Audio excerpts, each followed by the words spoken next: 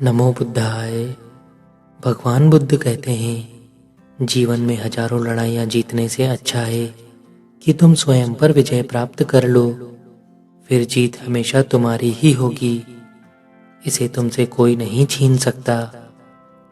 भगवान और कहते हैं कि जिसका चित्त शिला के जैसा अचल रहता है, उसे दुख नहीं हो सकता।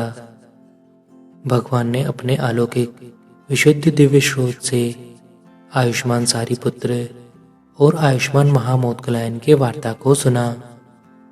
उस समय भगवान बुद्ध राजगृह के वेणुवन में विहार कर रहे थे।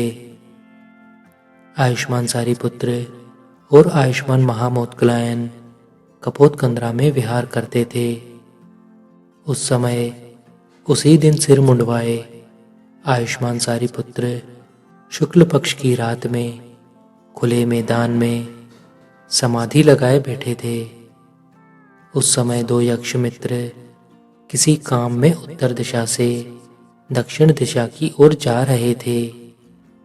उन यक्षों ने उसी दिन सिर मुंडवाए आयुष्मान सारीपुत्र को शुक्ल पक्ष की रात में खुले मैदान में बैठा देखा।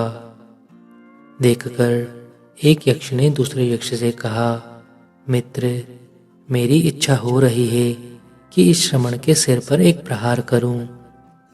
उसके ऐसा कहने पर दूसरे यक्ष ने कहा, मित्र, रहने दो, इस श्रमण से मत लगो। इस श्रमण का तेज और प्रताप बड़ा भारी है। दूसरी बार और तीसरी बार भी पहले यक्ष ने दूसरे यक्ष से कहा, मित्र, मेरी इच्छा हो रही है कि इस श्रमण के सिर पर एक प्रहार करूं। दूसरी बार और तीसरी बार भी दूसरे यक्ष ने पहले यक्ष से कहा, मित्र, रहने दो, इस श्रमण से मत लगो। इस श्रमण का तेज और प्रताप बड़ा भारी है। 3 बार मित्र के मना करने पर भी पहले यक्ष ने दूसरे यक्ष के कहे हुए को न मान आयुष्मान सारीपुत्र के सिर पर एक प्रहार कर दिया। उस प्रहार से 7 से 8 हाथ ऊंचा हाथी भी गिर पड़ता, पर्वत कूट भी चूर चूर हो जाता। सो वह यक्ष जल रहा हूँ, जल रहा हूँ कहते कहते वहीं से घोर नरक में गिर पड़ा। आयुष्मान महामोदगलायन ने अपने अलौकिक दिव्य विशुद्ध चक्षु से उस यक्ष को आयुष्मान सारीपुत्र के सिर पर प्रहार करते देखा।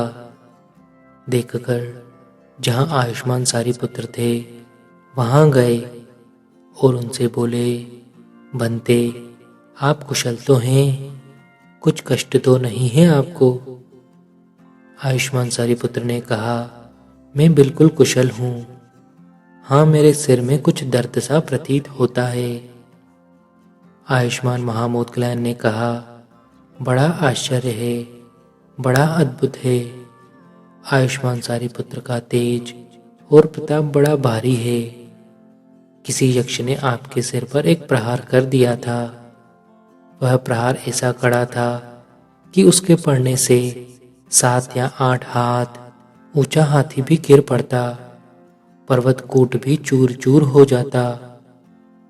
आयुष्मान सारीपुत्र ने कहा, बड़ा आश्चर्य है, बड़ा अद्भुत है।